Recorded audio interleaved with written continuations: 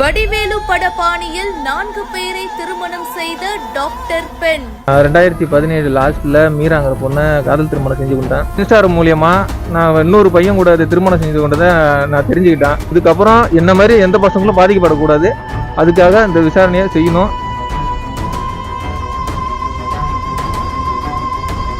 4வது திருமண போட்டோஸ பார்த்துட்டு இப்போ 2வது கணவர் புகார் கொடுத்திருக்காரு. இதுக்கப்புறம் என்ன மாதிரி எந்த பசங்களும் பாதிக்கப்படக்கூடாது.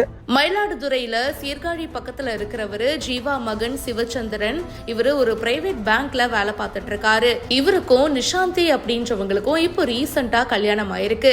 இவங்க MBBS முடிச்சுட்டு MS படிச்சுட்டு டாக்டரா இருக்காங்க அப்படின்னு கூறப்படுது. இவங்களோட போட்டோஸ பாத்தீங்கன்னா சோசியல் மீடியால போட்டிருப்பாங்க போல. அத பார்த்துட்டு ஒருத்தர் அதிர்ச்சி ஆயிருக்காருங்க.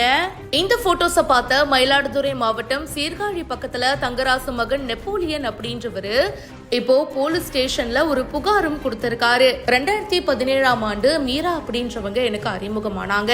அரசு வேலை பார்த்துட்டு இருக்கேன், அரசு ஊழியர் அப்படின்னு சொன்னாங்க. அண்ட் நானும் அவங்களும் லவ் பண்ணி கல்யாணம் பண்ணிக்கிட்டோம். 2021ஆம் ஆண்டு பாத்தீங்கன்னா சென்னையில நாங்க வசிச்சுட்டு வந்தோம். திடீர்னு ஒரு நாள் சொல்லாம கொள்ளாம மீரா அவர்கள் காணாம போயிட்டாங்க.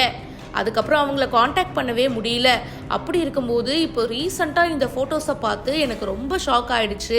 சோ தன்னை ஏமாத்தின மீரா மேல நடவடிக்கை எடுக்கணும் அப்படின்னு புகார் கொடுத்திருக்காரு. அதுக்கப்புறமா போலீஸ்காரங்க அவங்கள கூப்பிட்டு கைது பண்ணி விசாரணை பண்ணப்போதான் பல உண்மைகள் வெளிவந்திருக்கு. அவங்க உண்மையான பேர் லக்ஷ்மி அப்படின்னும் 2010ஆம் ஆண்டு இவங்களுக்கு முறைப்படி திருமணம் நடந்திருக்கு. ஆனா 10 வருஷத்துக்கு முன்னாடியே கணவர் இறந்துட்டாரு போல. இதுல அவங்களுக்கு 2 குழந்தைகளும் இருந்திருக்கு. 2017ஆம் ஆண்டு தன்னோட பேரை மாத்திக்கிட்டு நெப்போலியனை கல்யாணம் பண்ணியிருக்காங்க. அப்புறமா 2021ஆம் ஆண்டு தலைமறைவாகி மறுபடியும் வேறொருத்தரை கல்யாணம் பண்ணதா சொல்லப்படுது. அண்ட் இப்போ ரீசெண்டா இன்னொருத்தரையும் கல்யாணம் பண்ணியிருக்காங்க. இப்படி 4 திருமணங்கள் இவங்க பண்ணியிருக்காங்க. டாக்டர், அரசு ஊழியர் அப்படின்னு சொன்னாங்க இல்லையா, இவங்க 12ஆம் வகுப்பு மட்டும் தான் படிச்சிருக்காங்களாம். 4 ஆண்களை திருமணம் செஞ்சு ஏமாத்தின விஷயம் இப்ப சமூக வலைத்தளங்கள்ல வேகமா பரவிட்டு இருக்கு. இத பத்தி உங்களுடைய கருத்துக்களை ஷேர் பண்ணுங்க. இப்ப போலீசார் இவங்களை கைது பண்ணியிருக்காங்க.